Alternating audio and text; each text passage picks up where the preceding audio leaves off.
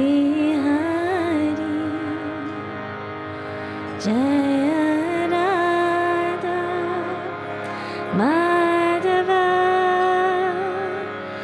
Jaya Kunja Bihari.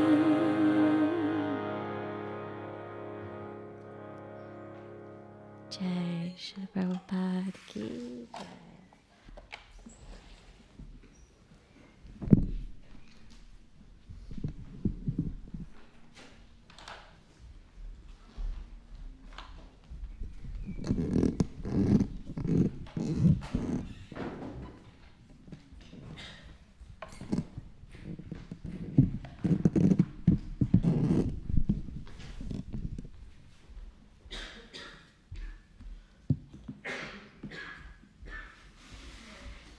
Hare Krishna, thank you everyone for coming for morning class today.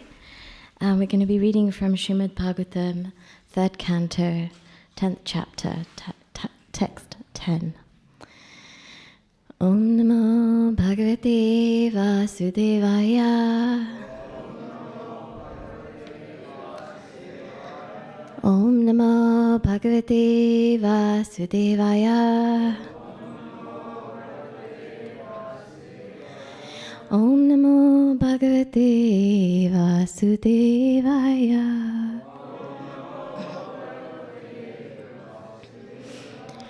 Narayanam Namaskrityam Naram Chiva Narottamam Devim Saraswatim Vyasam Tato Jayamudirayat Nashta Prayeshu Apatreshu Nityam Bhagavata Sevaya Bhagavati Rutam Shloke Bhakti Bhavati Naishtiki Vidura Vacha Yathatha Bahurupasya Hare Radbhuta Karmanaha Kalakyam Lakshanam Brahman Yatha Varnayana Prabhu Vidura Vacha Yathatha Bahurupasya Hare Radbhuta Karmanaha Kalakyam Lakshanam Brahman Yatha Varnayanaha Prabhu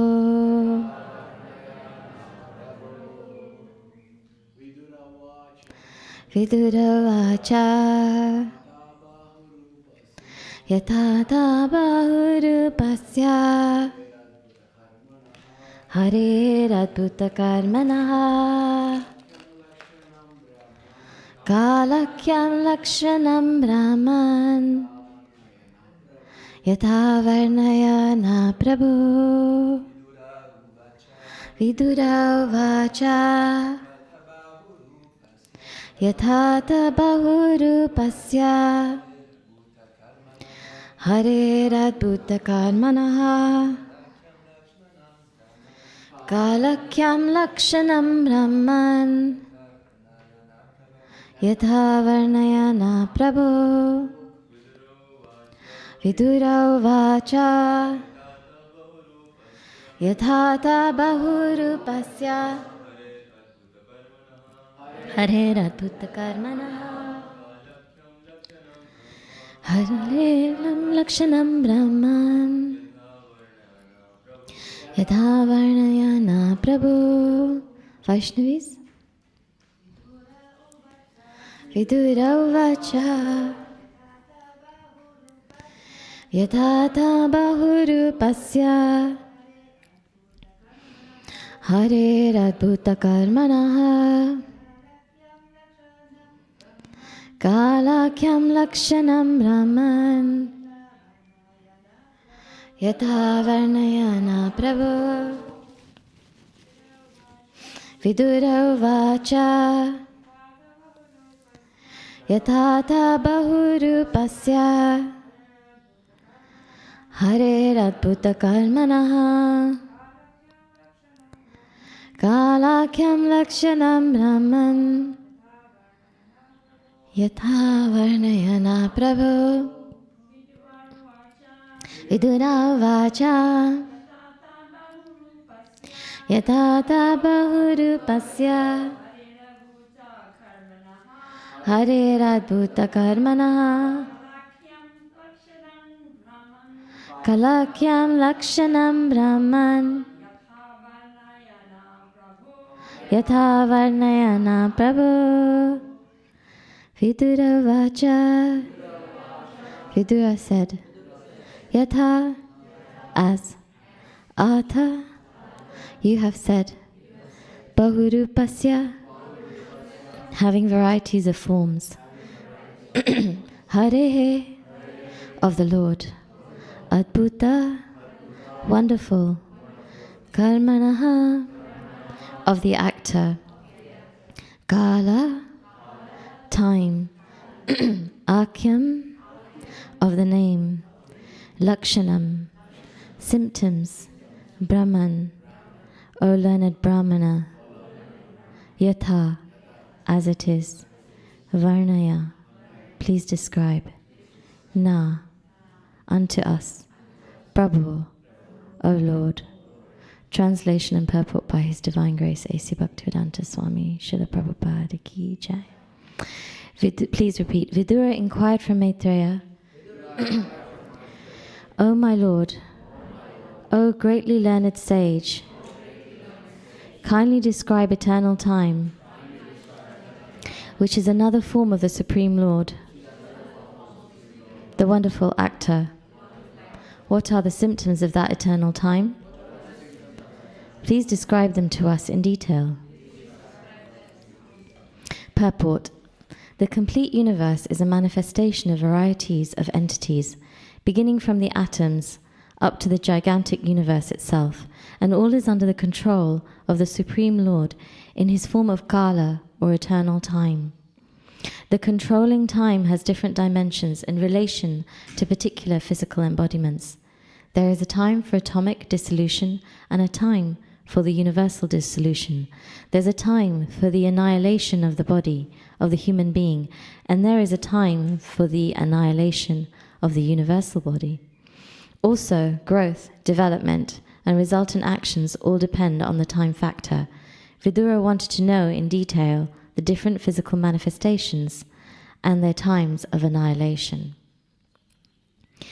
Om Jnanatimidandasya Gyananjana Shalakaya Chakshurun Militanyena Tasmai Shri Gurave Namaha Shri Chaitanya Manobhishtam Sthapitam Yena Bhutale Sayam Rupa Kadamayam Tadati Swapadantikam Vandeham Shri Guru Shri Yuta Padakamalam Shri Gurun Vaishnavamscha Shri Rupam Sagrajatam Sahagana Raghunathan Tvam Sajivam Sadvetam Savadutam Parijana Sahitam Krishna Chaitanya Devam Shri Radha Krishna Padan Sahagana Lalita Shri Vishakhanvitamscha He Krishna Karuna Sindhu Dinabandhu Jagatpate Gopesha Gopika Kanta Radha Kanta Namostute Tapta Kanchana Gorangi Radhe Vrindavaneshwari Vrishabhanu Sute Devi Pranamami Hari Priye Vanchakalpatarubhyascha Kripa Sindhu Bhevacha Patitanam Pavanebhyo Vaishnavebhyo Namo Namah. Shri Krishna Chaitanya Prabhu Nityananda Shri Advaita Gadadhar Shivasadi Gaura Bhaktavrinda. Hare Krishna, Krishna Krishna, Hare Hare, Hare Rama, Rama Rama, Hare Hare. I'll be requesting the blessings of all senior and all Vaishnavas present and those online also, so that we can facilitate a nice discussion and understanding of this verse and purport. So the context for this is the chapter is titled The Divisions of the Creation, and here Vidura asks Maitreya about how Brahma created all the beings from his mind and body, and after the disappearance of the Supreme Personality of Godhead. So just to give a quick preview of the next verse, there's a couple of bits that I want to highlight, which also connect to this verse. In text 11, it explains that Maitreya said, the translation is, Maitreya said, eternal time is a primeval source of the interactions of the three modes of material nature. It is unchangeable and limitless, and it works as the instrument of the Supreme Personality of Godhead for his pastimes in the material creation. Do we have a roaming mic? If we can just get it ready. Yeah, great, fantastic. Be ready, there will be questions. And in the purport, it talks about the fact that it says the impersonal time factor is the background of the material manifestation as an instrument of the Lord. It is the material cause of creation and therefore a self-expansion of the personality of Godhead. Time is considered the impersonal feature of the Lord. Absolute time is continuous and is unaffected by the speed or slowness of material things. Time is astronomically and mathematically calculated in relation to the speed, change, and life of a particular object. Factually, however, time has nothing to do with the relativities of things. Rather, everything is shaped and calculated in terms of the facility offered by time. So I have a couple of thoughts on this. Before I say anything, does anybody want to share anything that stood out to them from what we've read so far? Only if you'd like to. I'm not going to... If you'd like to. Did anything stand out to you? Okay, I'll share a bit and then hopefully you will say more. So from this purport, from text 11, and the wonderful question that Vidura has asked in text 10 about the details of time, we can understand that there are seemingly two aspects of time. There's the causal aspect, and then there's our experience of it. The causal function is often referred to as vidhata or providence, and it brings about the interaction of the modes, which is what manifests the various opportunities and circumstances through which souls express their different desires. That's a notion of time that's different to our experience of time, which is how we think about time, like in terms of seconds, minutes, hours, the movements of the sun. So what Krishna is saying when he says in the Gita that time I am, which is in the verse is 1132, time I am the great destroyer of the worlds. That's part of the translation of that. When he says that, he's talking about that causal aspect. So we have some karma and desire, but it's destiny that brings about the situation. That's the causal aspect, and it's, sometimes we say it was unavoidable, it was in his destiny. Destiny pushed him in that direction. That's like saying that it's, when we think about it, what is that factor? What is the thing that's pushing? It's time, because it's bringing things into manifestation depending on what we desire and our karma. Srila Prabhupada also talked about this time bringing things about, or time separating things. In 1965, Mr. Rubin, the subway conductor who had met Srila Prabhupada on a Manhattan Park bench, he remembers, he says, quote, he seemed to know that he would have temples filled up with devotees. There are temples and books, he said. They are existing, they are there, but time is separating us from them. So that's the causal aspect of time, but the other is the aspect that we experience, like in the sense that we experience one moment is different to the next. And in the same way, coming back to this purport, we experience that time changes, whether it's at an atomic level or a cosmic level, whether it's for us or for Lord Brahma, it acts in a similar way in the way it moves things on, whether it's at a big scale or a small scale.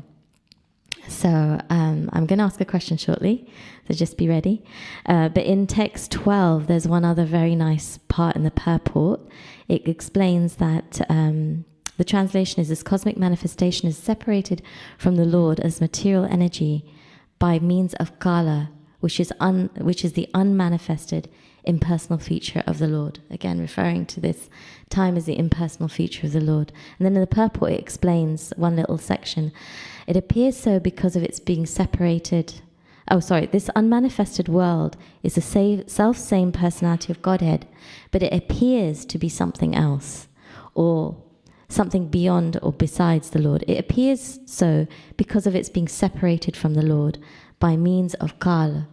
It is something like the tape-recorded voice of a person who is now separated from the voice. As the tape recording is situated on the tape, so the whole cosmic manifestation is situated on the material energy and appears separate by means of kala. So, now's the question. So I've given you a lot of information from this purport that we read today, and a couple of sections from the upcoming 2 verses, with some thoughts, my reflections on the purport for text 11 also. So the question is, can you think of an analogy Srila Prabhupada uses to explain how time is employed to bring creation about by Krishna? Any thoughts?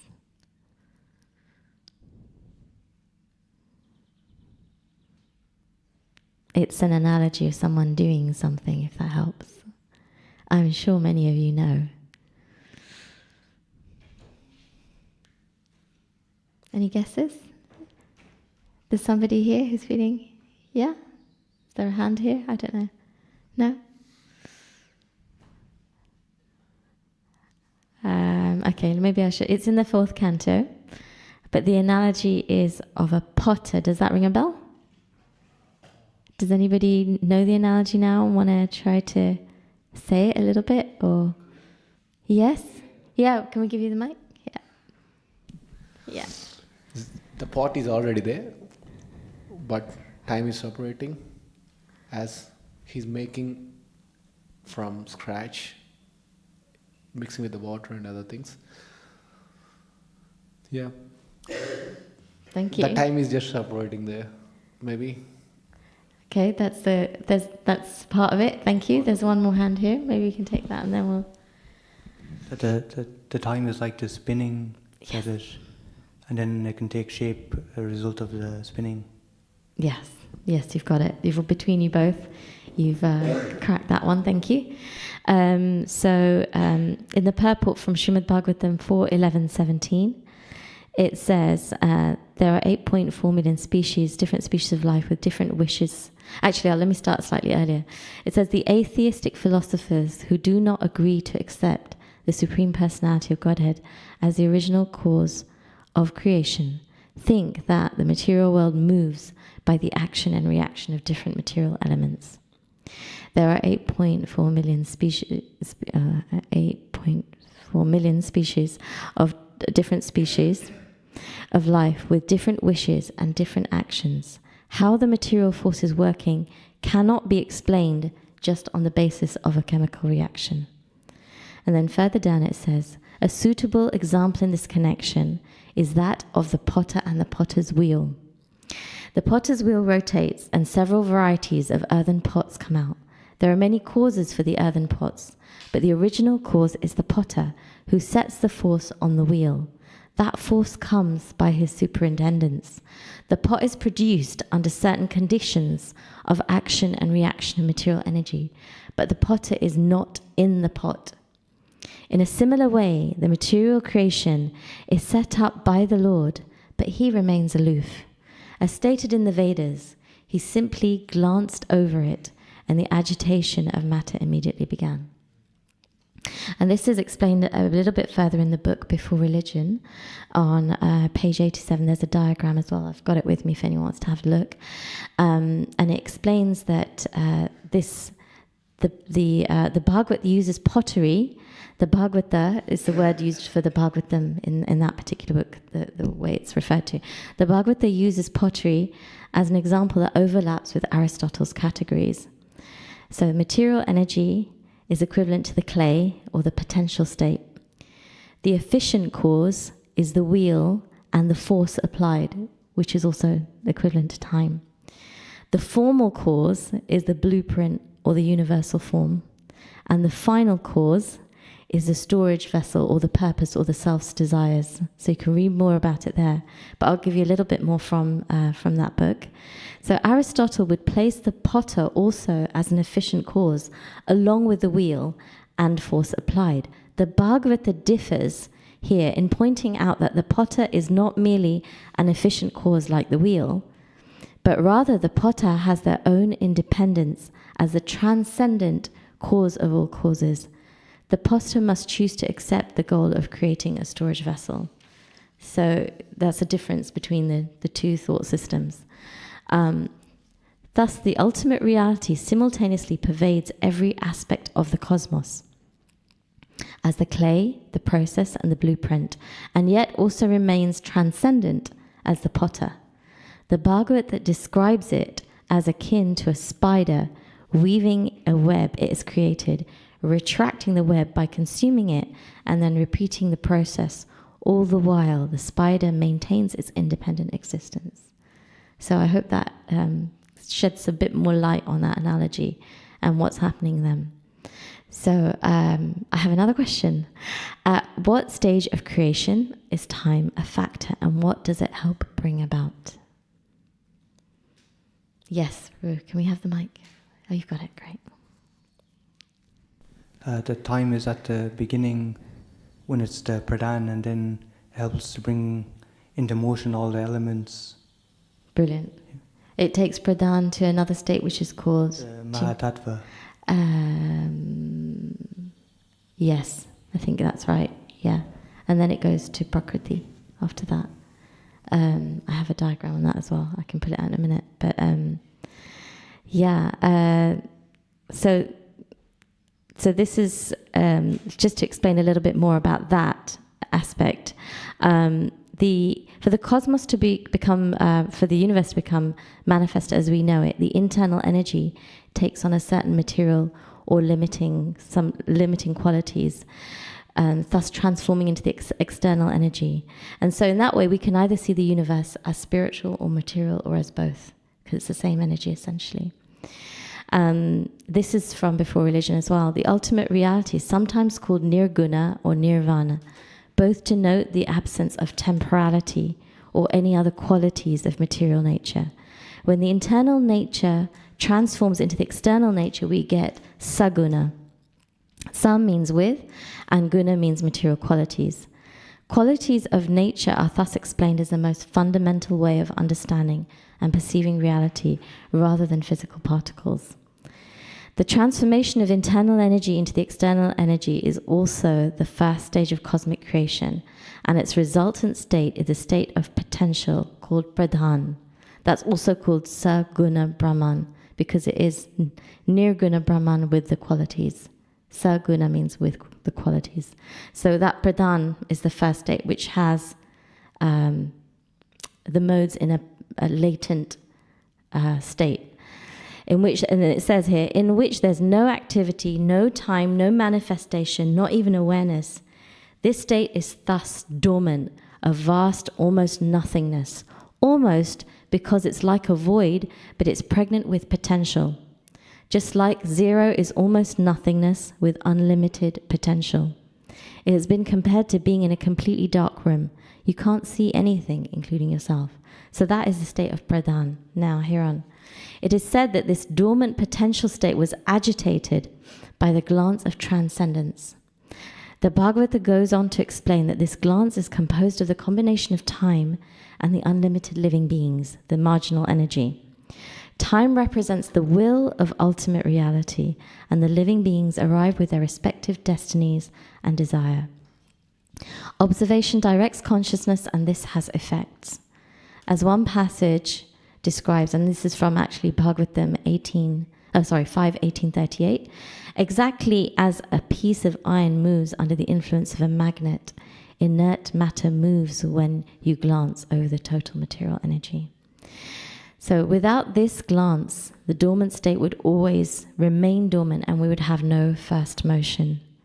The infusion of time and the marginal energy, that means the living beings, allows material energy, material nature to move from its dormant state to a primordial state, Mahat Tattva. And then some more time is added, and it says, and then onto the activated state, Prakriti. You can think of it like ready, set, go. The potential state to the primordial state to the activated state. And just my own thoughts on this, another analogy for time is it's explained as it's like a mixing rod.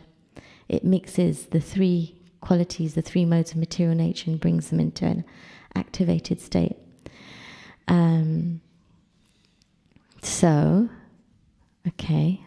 We've covered a lot right now. But I'm going to say a couple of more things before we open it up to any questions or discussion points or thoughts.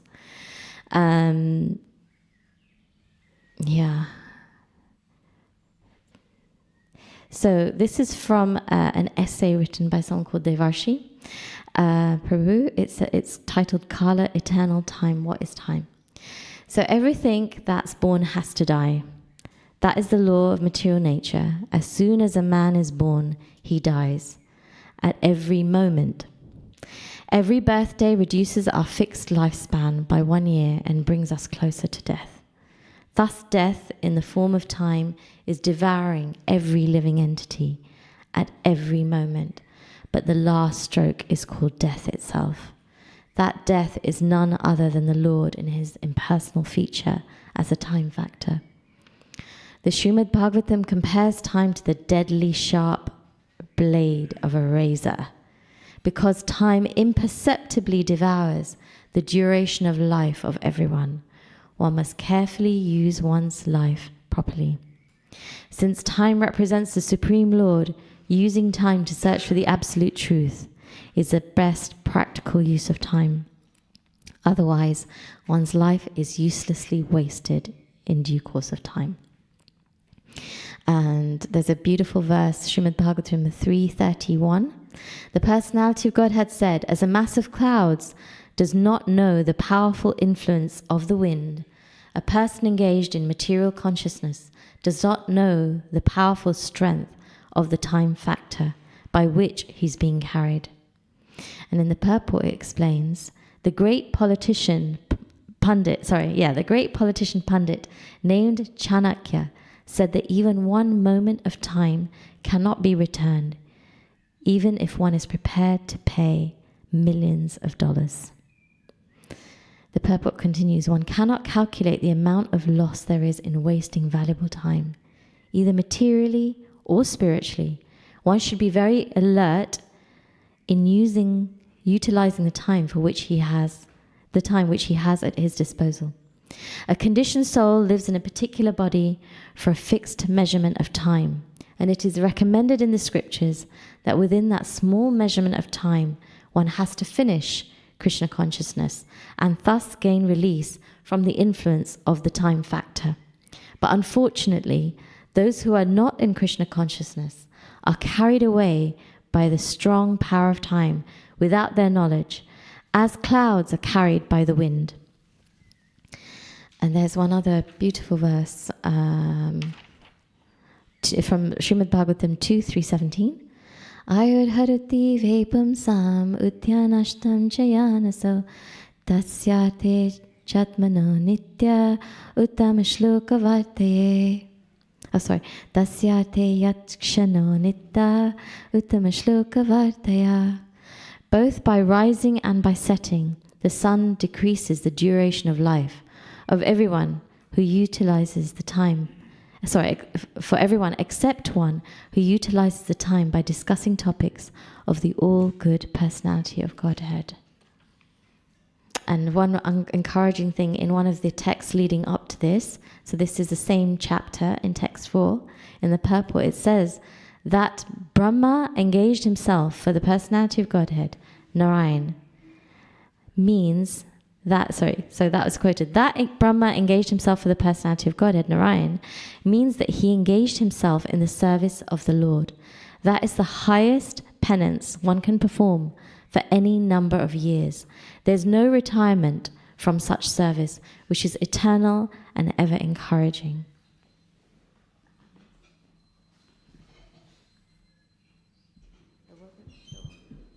I wasn't sure. Jai Shri Radha Gokulananda ki jai, Sitaram Lakshman Hanuman ki jai, Shri Gauranitai ki jai, Srila Prabhupada ki jai.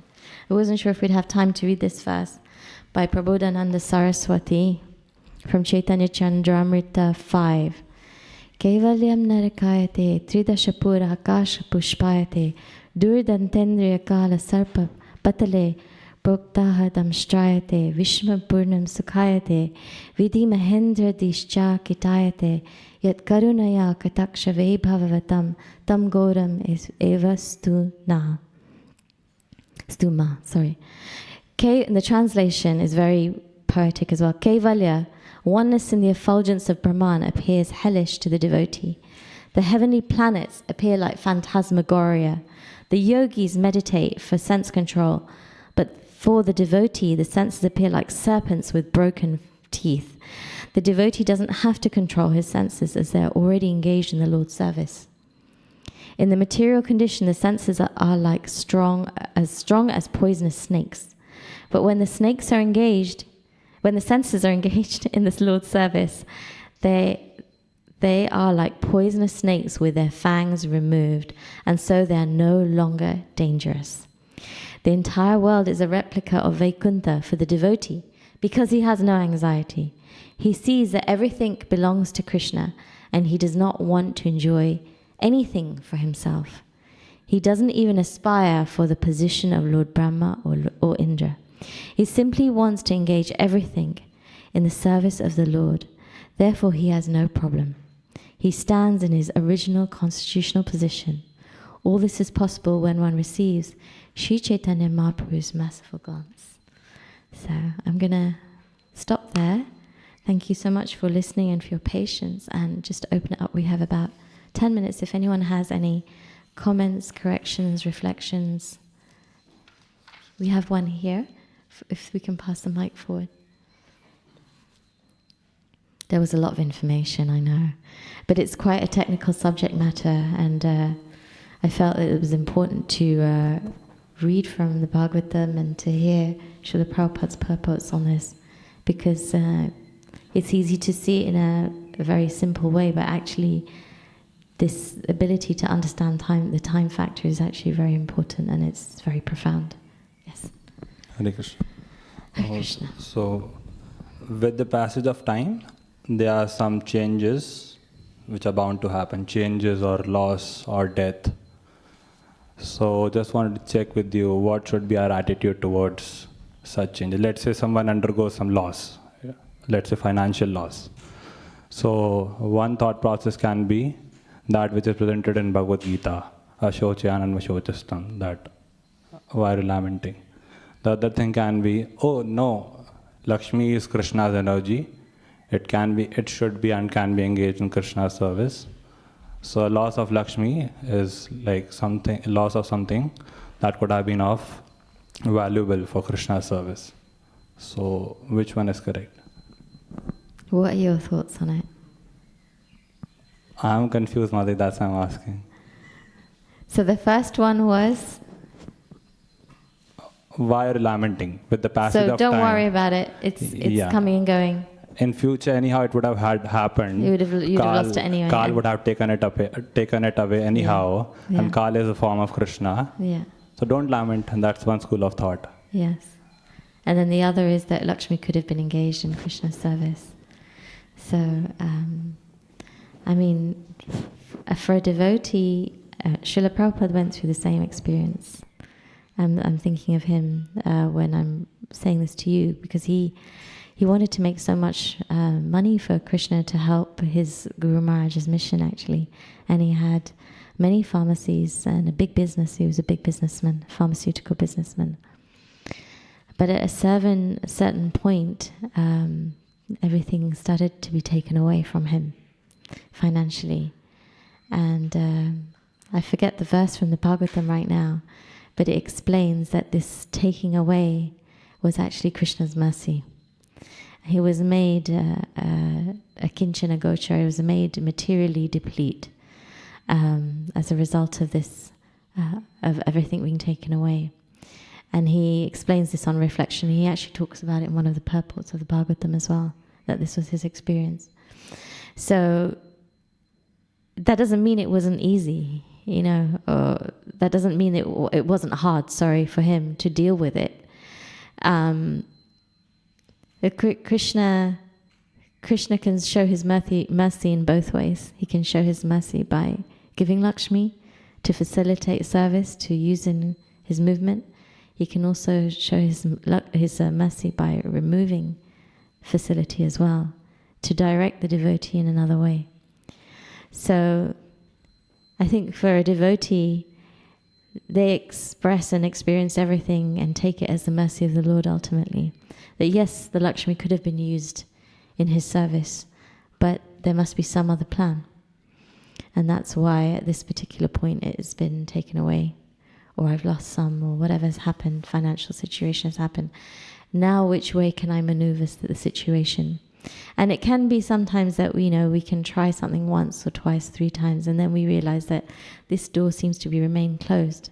And sometimes it's because we've hit a karmic ceiling, we could say, or there's some restriction in our karma in that particular area, which means however much we did try and make an effort for something, it's not coming into fruition. So that's why sometimes when people, in kind of secular writing and in the world often say you can manifest anything, that's actually not correct, not according to the Vedas, because you can only manifest what is there present in your karma, dependent on your karma. Beyond that, things can manifest as per Krishna's mercy, but it's not that you can manifest anything. Eventually, yes, if you go to the spiritual world, you can manifest anything. If you attain your eternal position in the spiritual realm, there are kalpavriksha trees and surabi cows, you can manifest anything. But in this world, and the way we're living our lives now, conditioned by the 3 modes of material nature, bound by the force of time, we can't manifest anything in one lifetime. It may come in the next few lifetimes, we can endeavor for it. But we all have certain things that are charted out for us based on our previous lives and previous actions. And so it is possible for somebody that, if they can try again, they can try once, twice, but if it seems that a certain route is not favorable, they have to change tack and work with that and say, okay, maybe Krishna wants me to do something else now. Let's see which other door's opening to me. I hope that helps. I don't know if you have any more question on that, but it's not easy. It's very difficult. I've been in that situation myself. It's very difficult when unforeseeably you have a loss, And sometimes as devotees we can seem a bit callous because we think, oh, it's just Lakshmi, it's just money, we can say, or it's Lakshmi, but it's something material. But what we don't realize is, especially in, if somebody's working hard day and night to make that Lakshmi, to make that money for use in Krishna's service, that Lakshmi represents their life. It represents their time. Sometimes people have been in situations where they'll put 20, 30 years into something. Srila Prabhupada is a classic example. And, it's effectively feeling like all that time I invested in something is up to no avail. So it is a loss. It isn't easy. And therefore I think we have to be a little bit careful with the philosophy in terms of the first response you gave, to not worry about it. We can maybe say that later, but initially we may have to try to empathize with where the person's at and what it represents that means for them as well. Yeah, so I hope that helps. Any other questions or reflections, thoughts? Sorry, let's pass the microphone to you. Prayojan Prabhu. Can you explain the actor part of it? The actor. He comes as an actor. Sorry? And he comes as a wonderful actor. Maybe you can explain to us. Well, your reflection on it first. Yeah, well, he comes in different forms, Krishna. He's Lord Damodar, he's Vamanadev, he's the killer of Varaha, and he comes as Varaha. So they're acting, he comes as a fish, he's acting about all the time, through different animals, different features, and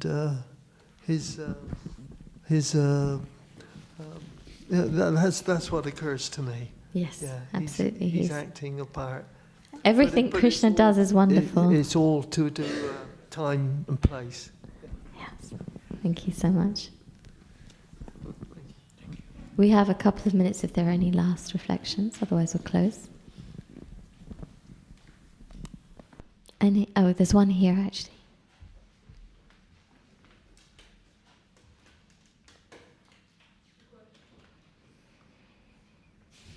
You quoted that nice verse from Prabhupada Saraswati. Yes. About how by the merciful glance of Lord Chaitanya, then our senses become like, they don't disturb us anymore. Like the snakes with the poison fang removed. Yeah. So I was just wondering, how do we get the merciful glance of Lord Chaitanya? Do you have any light on your question? Sorry? Do you have any light on your question? Do you have any thought on that, on the answer? Well, one verse came to mind from the Chaitanya Charitamrita that just by remembering Lord Chaitanya, difficult things become easy, and without remembering him, easy things become difficult to do. Beautiful. So there lies the answer. By the remembrance of Lord Chaitanya, we can gain his mercy. But also by engaging in the service that he's given us.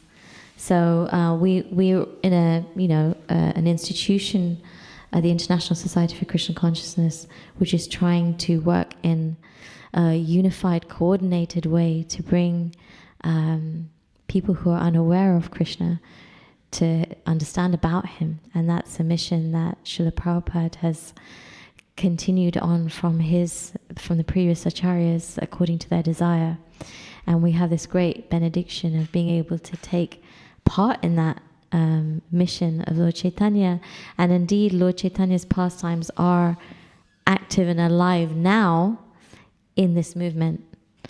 And that's an opportunity we all have. So whether our service is to be a pujari, or to distribute books, or to cook in the kitchen, or to decorate the altar, or to write, or to speak, or to sing, or whichever, or to make artistic decorations for the altar. There are so many.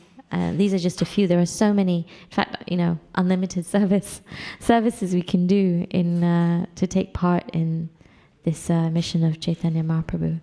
So by taking part in this, we can gain his sidelong glance. I hope that helps. Thank you. Anything else, anyone? No? Thank you so much. Thank you for your tolerance and patience and participating in the discussion. Grantharaj Śrimad Bhāgavatam ki jai, Srila Prabhupada ki jai, Gaur Bhakta-vrinda ki jai, Nitai Gaur Premanandi Hari Hari Bol.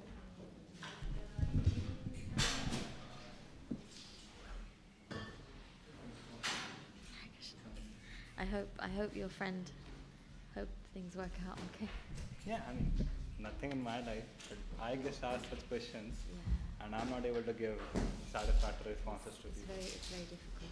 I think when the person's going through it, just to be a friend is good sometimes, and just to empathize, and then maybe just see what other routes they can pursue. But ultimately, everything is just dependent on karma in terms of things like this. So sometimes it helps the mind if someone's very lamenting a lot to think that this was destiny, because otherwise nothing happens unless Krishna allows it to happen. Why it happens, sometimes we only get a snapshot of why something's happening. But ultimately Krishna's the sanctioner. But if the person doesn't realize that it's a snapshot and there's a bigger life, then they can get very caught up in it.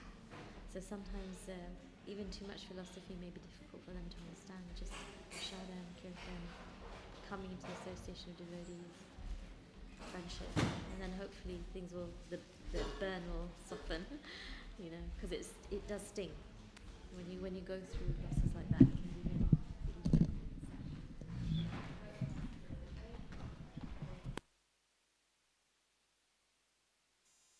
Hare Krishna Krishna Krishna Hare Hare Hare Ram Ram Ram Hare Hare Hare Krishna Krishna Krishna Hare Hare Hare Ram Ram Hare Hare Hare Krishna Krishna Krishna Hare Hare Hare Ram Ram Hare Hare Hare Krishna